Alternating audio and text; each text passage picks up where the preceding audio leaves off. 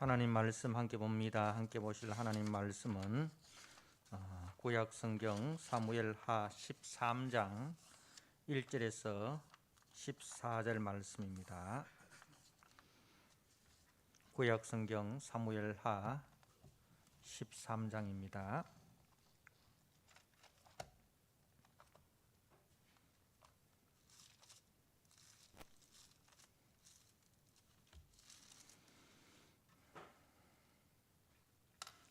말씀을 봉독드립니다.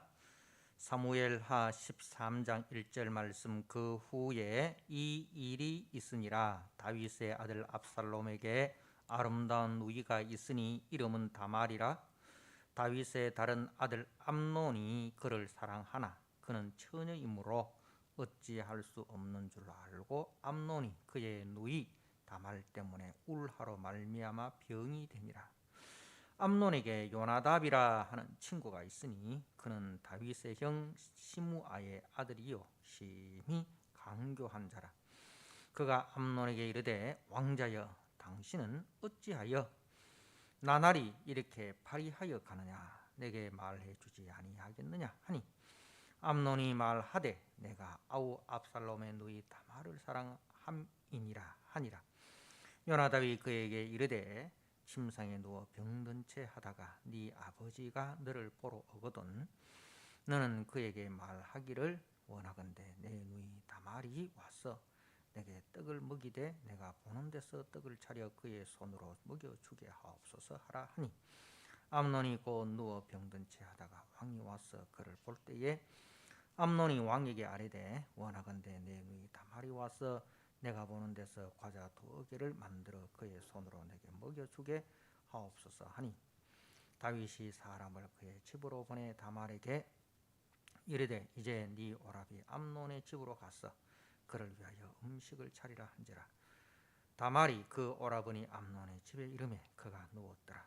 다말이 밀가루를 가지고 반죽하여 그가 보는 데서 과자를 만들고 그 과자를 굽고 그 냄비를 가져다가 그 앞에 쏟아 놓아도 암논이 먹기를 거절하고 암논이 이르되 모든 사람을 내게서 나가게 하라 하니 다 그를 떠나 나가니라. 암논이 다말에게 이르되 음식물을 가지고 침실로 들어오라 내가 네 손에서 먹으리라 하니 다말이 자기가 만든 과자를 가지고 침실에 들어가 그의 오라버니 암논에게 이르러 그에게 먹이려고 가까이 가지고 갈 때에 암논이 그를 붙잡고 그에게 이르되 나의 누이야 와서 나와 동침하자 하는지라.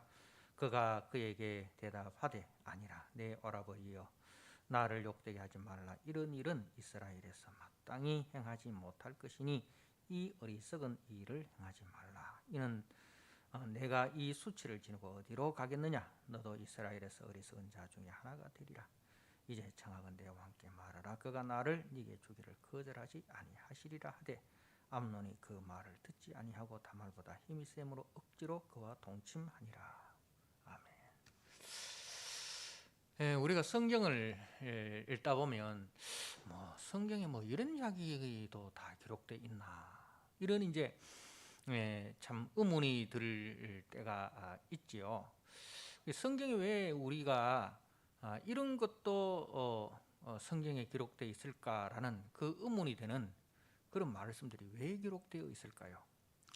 우리가 잘 아는 이제 불경이나 공자의 그런 참 사서상경이나 이런 그 책들을 보면 좋은 말만 있지 않습니까? 그죠? 다 좋은 이야기만 있는데 성경에는 이런 참 있을 수도 없고 있어서도 안 되는 그런 이야기들이 있다 이 말입니다. 이걸 대할 때 우리가 어떻게 대해야 되느냐는 거죠. 아이고 못 본 척하고 그냥 넘어가야지 하고 안 읽고 그냥 넘어가면 됩니까? 우리 창세기에 보면 시아버지 유다와 며느리 다말과의 어떤 그런 또 이 관계라든가 이런 것들 읽을 때 안 읽고 못 본 척하고 넘어가면 됩니까? 혹시 그렇게 넘어가시는 분이 계십니까?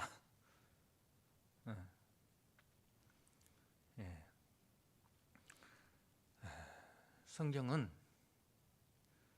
이제 우리에게 좋은 말 들려주기 위한 책이 아닙니다. 좋은 말을 들려주고 좋은 구절 들려줘서 너도 이렇게 좋은 사람 되라, 좋은 말 많이 듣고 좋은 사람 되라, 그렇게 우리를 윤리적으로 훌륭한 사람 세우기 위해서 기록된 책입니까? 아닙니다.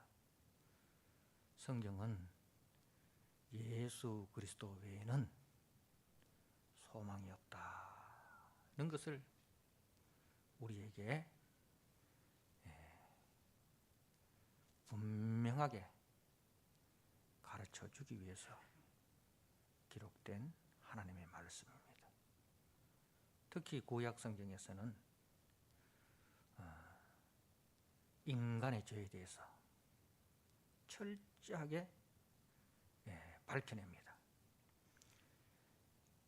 아담과 하와가 하나님의 말씀에 불순종하여 자기 욕심을 따라서 하나님을 반역한 그 결과가, 그 죄의 결과가 얼마나 무서운가, 죄가 얼마나 인간의 삶을 파괴하였는가에 대해서 그 죄의 심각성, 그 죄의 그 폐허를 우리에게 이렇게 낱낱이 밝히 보여줍니다.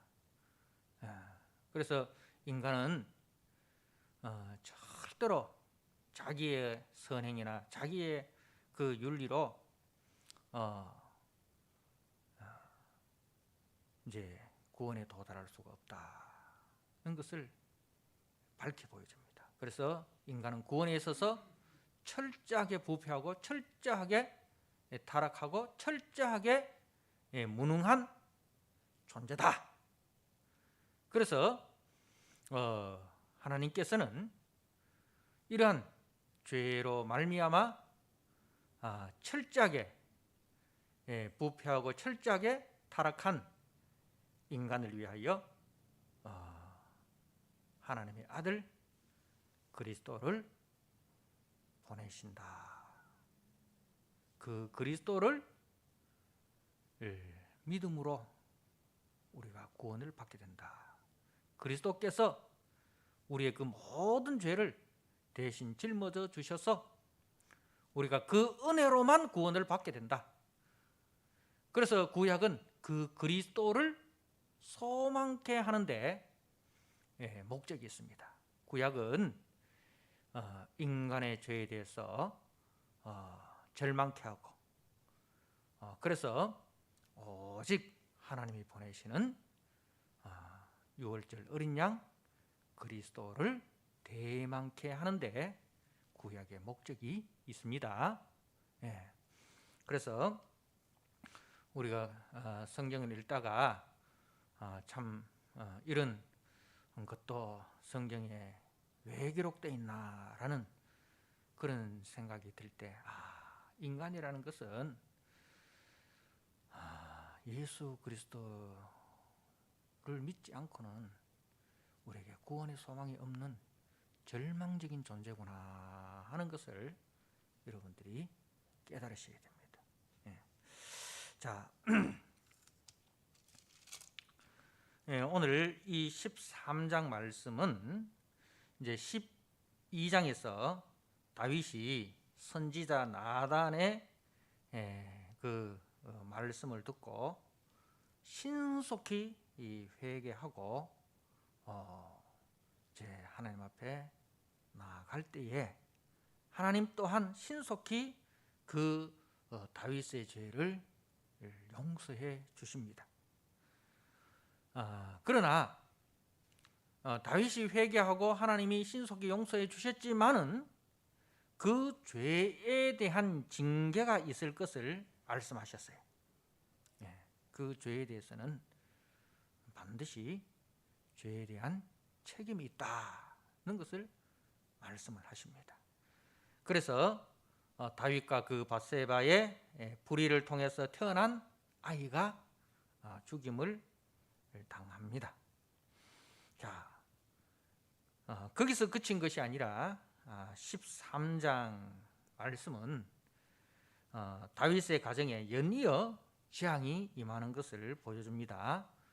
오늘 본문에 있는 것처럼 다윗의 그 맏아들 암논이라는 왕자가 그 이복 여동생 다말을 강간하는 사건이 나오고, 그 뒤이어서 다말의 그 친오라버니인 오빠인 압살롬이 그 여동생 다말에 대한 복수를 합니다. 그래서 그 압살롬이 이복 형인 암논을 죽이는 이런 재앙이 연이어 터지고 있습니다. 비록 하나님께서 다윗과 영원한 언약을 세우시고 만사에 구비하고 경고히 하셨지만, 또한 다윗이 하나님 마음에 합한 자였지만, 그러나 그의 죄에 대해서는 결코 하나님이 가볍게 여기지 않으셨습니다. 하나님의 이름에 영광을 드러내게 하기 위해서는 다윗이 지은 죄에 대해서 하나님의 진노를 보여줄 필요가 있었다는 말씀입니다. 우리가 12장 14절 말씀에 보면 여호와의 원수가 크게 비방할 거리를 얻게 했다. 그 하나님의 마음에 합한 하나님으로부터 기름 부음 받은 다윗이 이 하나님 앞에 범죄함으로 말미암아 그 여호와의 원수가 크게 비방할 거리를 얻겠다는 겁니다. 그래서 하나님이 귀하게 여기시는 자가 범죄함으로 원수들로부터 더 큰 비방을 받게 된 것입니다. 그죠? 이제 하나님께서 귀하게 여기시는 그 다윗이 범죄하니까 원수들이 얼마나 좋아하겠습니까? 얼마나 하나님의 이름을 회방하겠습니까? 자, 그래서 이제 우리가 레위기 4장 말씀에 보면 이제 속죄제를 드릴 때 이제 그 등급을 나눕니다. 그 속죄제를 드릴 때 그 제사장이 지은 죄와 온 백성이 지은 죄, 그리고 족장들이 지은 죄, 평민의 죄, 이렇게 등급을 나눠서 다루는데, 제사장이 지은 죄 그리고 온 백성이 지은 죄는 더 이제 무겁게 죄를 다룬다 이 말입니다. 그러니까 지도자들의 죄에 대해서는 하나님께서 더 무겁게 다루신다는 말씀이죠. 그래서 지도자로 세움 받은 자들은 더 하나님 앞에 깨어 있는 삶을 살아야 된다. 왜? 지도자를 보는 그 백성들이 지도자가 범죄하면 지도자도 저렇게 하는데 하면서 이제 자신의 죄를 합리화합니다. 그래서 지도자로 시험받은 자일수록 그 책임감을 더 느끼게 된다 이 말입니다. 자, 하나님은 다윗이 범죄한 후에 죄가 얼마나 무서운가를 보여주시고 죄에 대해서 애통하게 하시고 그리고 다시 성결하게 합니다. 하나님께서 참 이 죄가 얼마나 무서운가, 그리고 그 죄에 대해서 애통하게 하고 철저하게 회개하게 하고 그 다음에 성결하게 합니다. 자, 우리가 예레미야 2장 19절 말씀을 제가 한번 읽어드립니다. 네 악이 너를 징계하였고 네 반역이 너를 책망할 것이라. 그런즉 네 하나님 여호와를 버림과 네 속에 나를 경외함이 없는 것이 악이요 고통인 줄 알리라. 주 만군의 여호와의 말씀이니라. 여러분, 무엇이 악이라고요? 내 하나님 여호와를 버림과 네 속에 여호와를 경외함이 없는 것이 악이고 고통이다. 하나님을 떠나는 것이 얼마나 큰 악이고 고통인지를 알게 하고, 그리고 하나님을 가까이 하는 것이 복이다. 우리가 시편 73편 28절 말씀에 하나님을 가까이 하는 것이 복이다. 그리고 시편 1편에 복 있는 사람은 악인의 길을 쫓지 않고 죄인의 길에 서지 않고 오만한 자의 자리에 앉지 않고 오직 여호와의 율법을 즐거워하고 그 율법을 주의하러 묵상하는 사람이 복 있는 사람이다. 이렇게 여러분, 바로 하나님을 떠나는 것이 악이에요. 다윗이 하나님을 떠나서 자기의 탐욕을 쫓아서 살아간 그것이 순간적인 기쁨은, 순간적인 쾌락은 있었을지라도 궁극적으로 그것이 뭐가 됩니까? 다윗에게는 악이 되고 고통이 되는 거예요. 그죠? 그러나 하나님을 가까이 하는 것은 복입니다. 아무리 힘들고 어려운 상황일지라도 하나님 붙들고 하나님 말씀에 순종하며 살아가는 그게 복이에요. 다윗이 이 사울에게 쫓겨다닐 때 그게 복이에요. 하나님을 가까이 하는 그게 복이었고, 다윗이 왕이 되었지만은 다윗이 하나님의 말씀을 떠나 자기의 탐욕의 종으로 살아가는 그것이 악이고 고통이라는 사실, 우리는 분명히 기억해야 됩니다. 무엇이 악이고 무엇이 고통이고 무엇이 기쁨인가? 내 생각대로 되고 내 뜻대로 되고 내 욕심대로 되는 것이 기쁨이 아닙니다. 그게 복이 아닙니다. 착각하지 마십시오. 하나님을 떠나는 것이, 하나님을 떠나서 형통한 것이 결코 복이 아닙니다. 그것은 더 큰 죄악이 된다는 거죠. 여러분, 1m 높이에서 떨어지는 거하고 100m 높이에서 떨어지는 거하고 어느 게 더 아프겠습니까? 여러분, 하나님을 우리가 떠날수록 하나님을 떠나서 우리가 더 높이 올라갈수록 나중에 떨어질 때는 더 큰 고통이 된다는 사실입니다. 그죠? 그래서 하나님을 떠나는 것이 큰 악이고 고통이고 하나님을 가까이 하는 것이 가장 큰 기쁨이고 복이다는 사실을 우리는 다윗의 그 생애를 통해서 분명히 보아야 합니다. 자, 다윗이 말입니다. 참 그 맹목적인 자식 사랑을 하는 것을 우리가 보게 됩니다. 다윗은 아주 열정적인 사람이에요. 다윗은 아주 열정적인 사람이고 또 자식에 대해서도 아주 강한 그 애정의 소유자였습니다. 우리가 앞에서도 봤지만은 그 자신과 밧세바를 통해서 태어난 그 아이가 죽게 된다라는 하나님의 말씀을 들었음에도 불구하고 그 아이를 위해서 7일간은 금식하지 않습니까? 아이를 살려달라고 하나님께 간곡하게 기도합니다. 물론 이제 그 아이는 다윗의 기도에도 불구하고 하나님의 뜻대로, 하나님이 선포하신 말씀대로 죽임을 당했지만 다윗은 그 아이를 위해서 그렇게 7일간 금식을 하였고, 그래서 이제 아이가 죽었다라는 소식을 이제 신하들이 전하기를 두려워했죠. 그죠? 그것은 그 자식을 향한 다윗의 그 애정을 알고 있었기 때문에 그 소식을 전하기를 두려워했던 것입니다.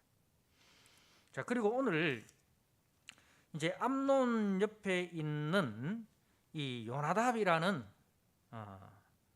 이제 이 요나답의 계략도 다윗의 이러한 성향을 이용한 것입니다. 5절 말씀에 보면 요나답이 그에게 이르되 침상에 누워 병든 채 하다가 네 아버지가 너를 보러 오거든. 이렇게. 그러니까 요나답이 아는 거예요. 요나답이 이제 이 다윗이 자식에 대한 애정이 강한 사람이라는 것. 그래서 맞이인 암논이 이 병들어 누웠다라는 소식을 들으면 분명 아버지인 다윗이 찾아올 끼다. 이 요나답이 알았어요. 그래서 요나답의 계략도 다윗의 이러한 성향을 이용한 것이고, 그리고 이제 그 31절 말씀을 한번 보시기 바랍니다. 31절에 이제 압살롬이 이제 그 암논을 죽입니다. 31절에 왕이 곧 일어나서 자기 옷을 찢고 땅에 들어눕고 이렇게 되어 있어요. 그 말은 30절에 보면 그들이 길에 있을 때 압살롬이 왕의 모든 아들을 죽이고 하나도 남기지 아니하였다는 소문이 다윗에게 이르매, 아들들이 죽었다라는 그 소문을 듣고 다윗이 땅에 들어누워 버려요. 왕의 어떤 그 체면이나 채통이나 뭐 그런 그 다 내동이치고 자기 옷을 찢고 땅에 들어눕고. 그러니까 이제 다윗이 자식에 대한 그 사랑이 얼마나 큰가 하는 것을 보여주죠. 자, 그리고 39절 말씀에 이제 이 압살롬이 그 형 암논을 죽이고 도망을 했습니다. 도망을 했는데 다윗의 마음이 어떠한가 한번 보십시오. 그 38절에 압살롬이 도망하여 그 술로 가서 거기서 산지 3년이라 다윗 왕의 마음이 압살롬을 향하여 간절하니. 압살롬을 향하여 간절하니. 그러니까 이 압살롬이 형 암논을 죽이고 도망을 갔단 말입니다. 그러면 그에 대해서는 벌을 받아야 되잖아요. 벌을 줘야 되잖아요. 그런데 다윗은 벌 줄 생각은 하지 않고 그 암논을 향한 마음이 간절했다. 그렇게 성경은 기록을 하고 있습니다. 자, 그리고 나중에 이제 압살롬이 이제 돌아와서 다윗을 반역하지 않습니까? 그죠? 다윗을 반역합니다. 자, 그때 다윗이 이 압살롬을 어떻게 대하는지를 한번 보도록 합시다. 18장 5절입니다. 사무엘하 18장 5절 말씀. 왕이 요압과 아비새와 이때에게 명령하여 이르되 나를 위하여 젊은 압살롬을 너그러이 대우하라. 나를 위하여 젊은 압살롬을 너그러이 대우하라. 그러니까 지금 반역을 일으킨 압살롬을 이제 진압하러 다윗의 이제 장군들이 출전을 하는데, 그때 다윗이 출전하는 그 장군들에게 부탁하는 말이 뭐냐? 바로 이 말입니다. 나를 위하여 젊은 압살롬을 너그러이 대우하라.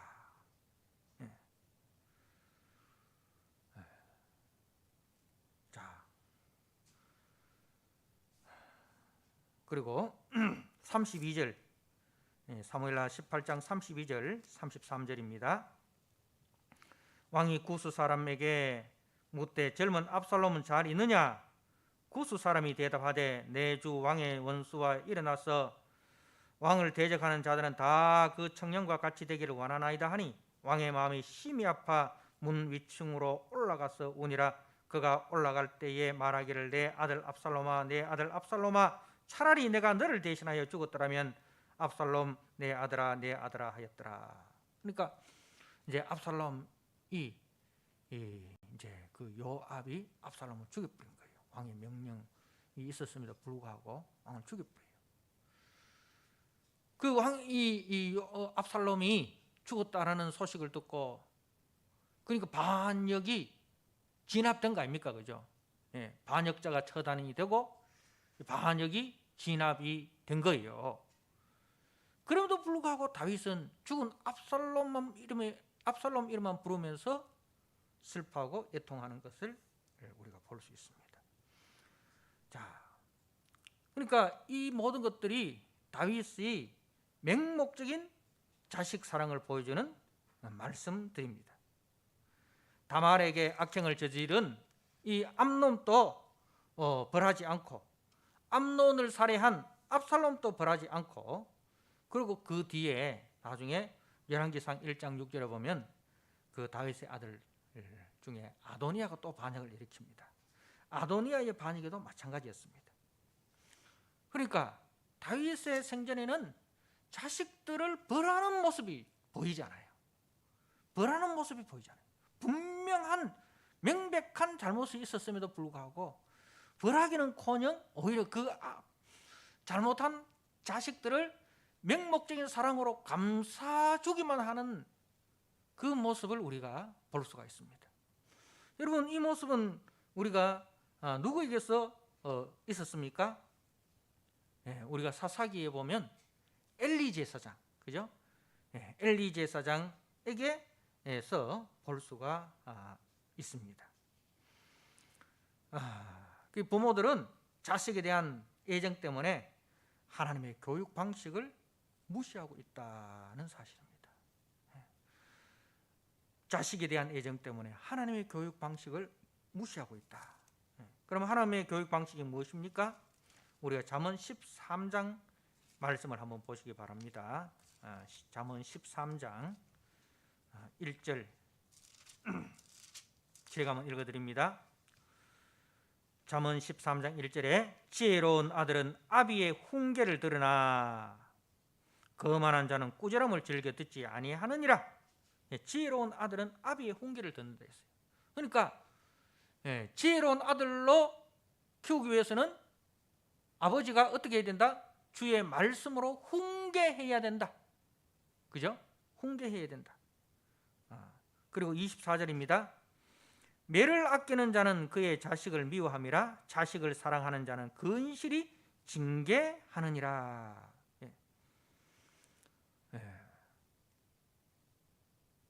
자식을 사랑하는 자는 근실히 징계한다. 그러니까 훈계와 징계, 훈계와 징계, 그죠? 1절은 훈계, 24절은 징계.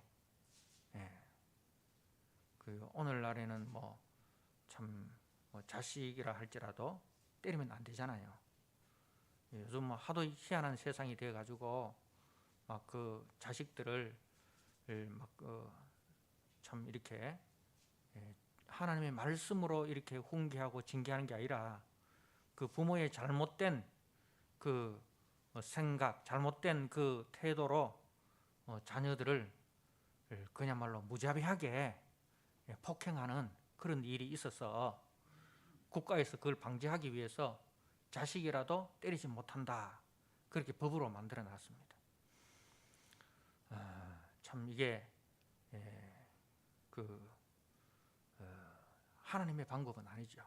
하나님의 방법은 우리가 자식을 사랑할수록 훈계와 징계가 있어야 됩니다.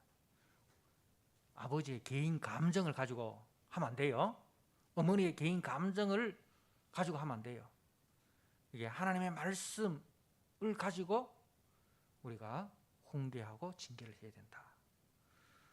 무조건 감사주고 덮어주고 잘했다 칭찬하고 그렇게 해서는 안 된다라는 거죠. 여호와를 경외하는 것이 지혜의 근본이다. 그래서 우리가 자녀들한테 여호와를 경외하는 것이 지혜의 근본이다, 이런 것을 가르쳐야 돼요. 영어 수학만 가르칠 게 아니고 하나님의 말씀을 우리가 가르쳐야 됩니다. 공부만 잘하면 된다, 영수만 잘하면 된다, 니만 잘하면 된다, 니만 잘 뜨면 된다, 좀 바쁘고 힘들 때는 교회 빠져도 된다, 고3 때는 교회 안 나와도 된다. 시험 기간에는 교회 안 나와도 된다. 예, 조금씩 타협하고 양보하다 보면 하나님은 항상 2등입니다. 항상 하나님은 2등입니다. 1등은 뭐예요? 1등은 자기입니다. 자기가 1등이고 하나님이 2등이에요. 항상 자기가 우선순위고 하나님은 뒤로 밀려나게 됩니다.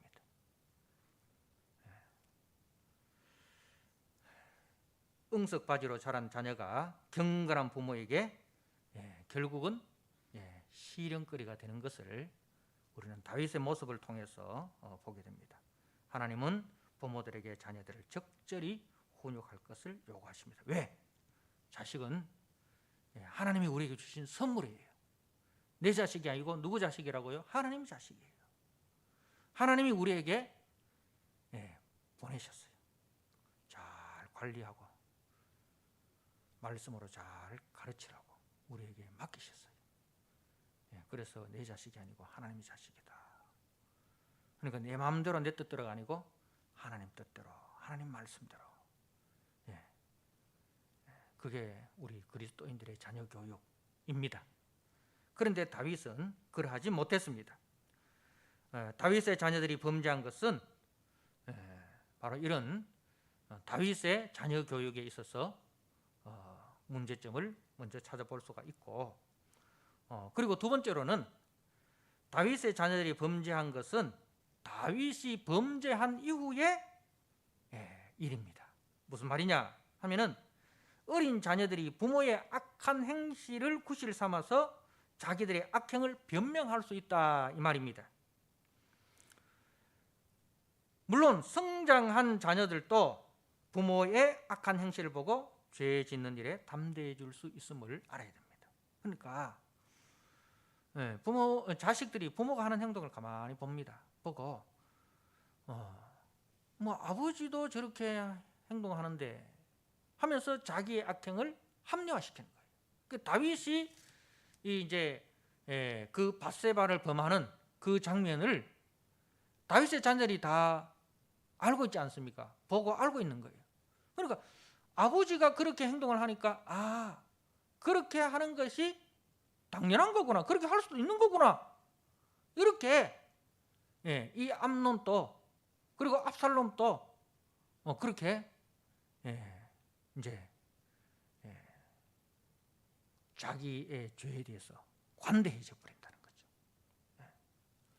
이 두 가지 사실을 다윗이 이 하나님의 말씀으로 자녀를 양육하지 않고 맹목적인 사랑으로 자녀들을 그야말로 방치했다.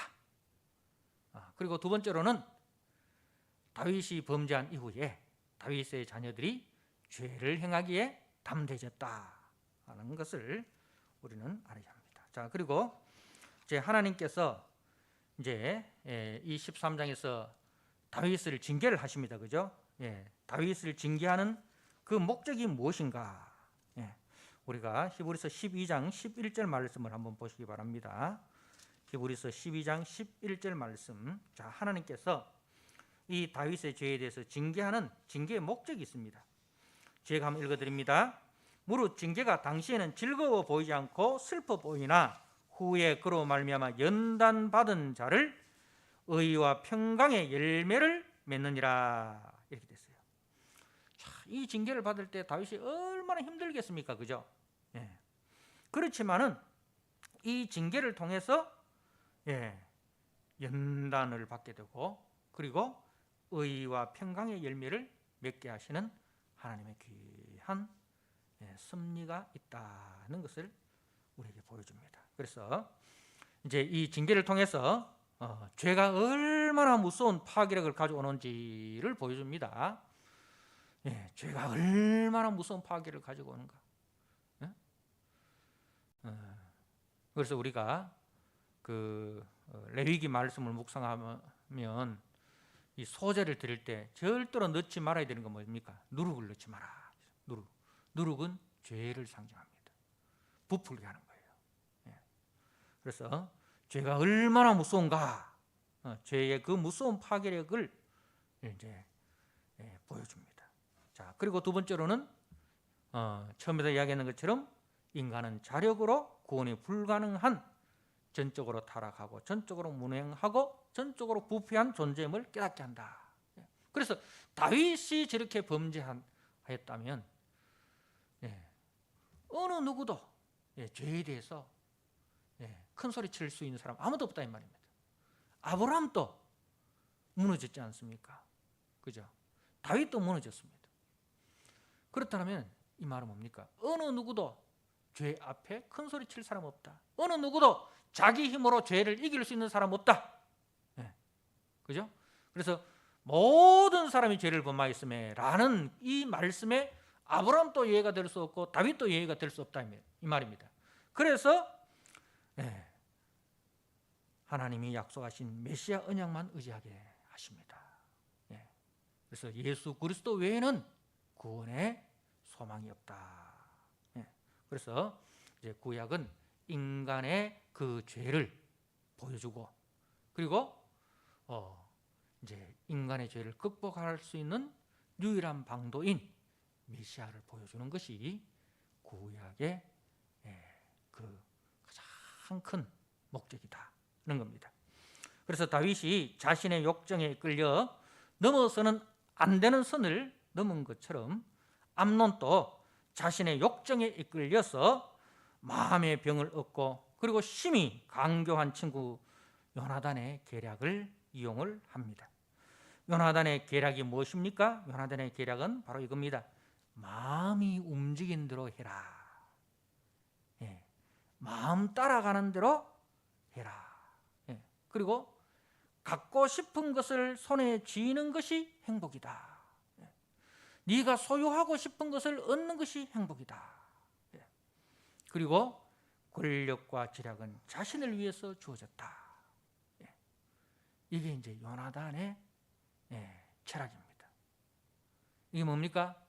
세상의 가치관입니다. 마음이 움직이는 대로 해라. 마음 가는 대로 네 몸을 움직여라. 마음 가는 대로 네 몸을 움직여라. 그리고 갖고 싶은 것을 소유하는 것이 행복이다. 권력과 지략은 자신을 위해 주어졌다. 이렇게 속삭입니다. 이건 사단의 속삭입니다. 그래서 하고 싶은 대로 하고 갖고 싶은 것을 갖는 것이 행복이다. 이게 마귀의 속삭임입니다. 그러나 우리는 분명히 기억해야 됩니다. 하나님의 창조 질서를 따라가는 것이 행복이고, 하나님이 주시는 선물을 받아 누리는 것이 행복이지 절대로 욕정의 노예가 되어서는 안 된다. 우리는 하나님의 창조 질서를 따라가야 되고 하나님의 구속의 질서를 따라 가는 것이 행복이지. 하나님이 주시는 것만, 하나님이 주시는 범위 안에서 우리가 누려야지. 그죠? 하나님이 우리에게 정당하게 주시는 그 범위 안에서만 우리가 누려야지, 그것을 벗어나서 우리의 욕망이 이끄는 대로 따라가면 안 된다 하는 겁니다. 그래서 말씀과 성령을 떠나는 것이 불행이고, 말씀과 성령에 순종하는 것이 행복이다. 이 사실을 꼭 기억하시길 바랍니다. 그래서 오늘 말씀을 통해서 다시 한번 우리가 깨달아야 할 것은 죄에 대해서는 반드시 하나님이 책임을 물으신다. 하나님이 사랑하시기 때문에 우리를 훈계하시고 징계하신다. 그 훈계와 징계를 통해서 하나님은 우리에게 의와 평강의 열매를 얻게 하신다. 이런 사실을 기억하시고 마음 가는 대로 몸 움직이지 마시고 하나님의 말씀을 따라 우리 육체의 소욕을 절제하시고 하나님이 주시는 그 범위 안에서만 누리시고 절대로 우리 욕망을 따라 욕망의 노예로 살아가는 미련하고 어리석은 자가 되지 마시고, 그리고 인간에게는 어느 누구도 완벽한 인간 없다는 사실, 모든 사람이 죄를 범하였다는 사실, 그래서 구원은 오직 우리 주 예수 그리스도의 은혜로만 주어진다는 사실을 꼭 기억하시고, 우리의 죄를 위해서 자신의 몸을 대속제물로 내어주시고 우리를 의와 평강의 길로 인도하시는 그 주님 손잡고 걸어가는 것이 가장 안전한 길이고 그 길이 가장 복된 길인 줄 아시고 그 길로 걸어가시고 또 그 길로 우리 자녀들을 함께 인도하시는 믿음의 우리 부모님들이 다 되시기를 주님의 이름으로 부탁드립니다. 아멘. 하나님 아버지, 오늘 주님의 말씀을 통해서 참 죄가 얼마나 무서운 파괴력을 가져오는지를 우리가 보았습니다. 그리고 자력으로는 인간은 절대로 구원 불가능한, 전적으로 타락하고 전적으로 무능하고 전적으로 부패한 인간인 것을 알았습니다. 그래서 구원의 방도는 오직 하나님의 아들 예수 그리스도만이 유일한 구원의 방도가 된다는 사실을 우리가 말씀을 통해서 보았습니다. 하나님 아버지, 죄가 얼마나 무서운가를 우리가 보았기 때문에 더 이상 우리가 죄의 종로로 타지 않게 하시고 우리 마음이 가는 대로 몸이 움직이는 자가 아니라 하나님의 말씀의 인도함을 받아 우리의 몸을 저 복종시켜서 하나님이 주시는 것만 은혜 가운데 누리는 아버지 삶을 살게 하여 주시고 우리 욕망을 쫓아서 살아가지 않도록 주여 도와주시고 우리 자녀들을 아버지 주의 말씀으로 훈계하고 징계하여 아버지의 자녀로 잘 양육하는 믿음의 부모들이 되게 하여 주시고 또 그 믿음의 길 위에 우리가 먼저 본을 보이는 부모들이 되어서 우리 자녀들이 이 믿음의 자녀들로 하나님의 자녀들로 잘 양육되어지는 은혜가 있게 하여 주옵소서. 우리 교회 다음 세대들이 하나님 아버지 우리 믿음의 선배들의 그 모습을 통해서 많이 배우고 많이 듣고 하나님 아버지 잘 자라날 수 있도록 주님 축복하여 주옵소서. 예수님께 하신 이름으로 감사하며 기도드리옵나이다. 아멘. 찬송 함께 드립니다.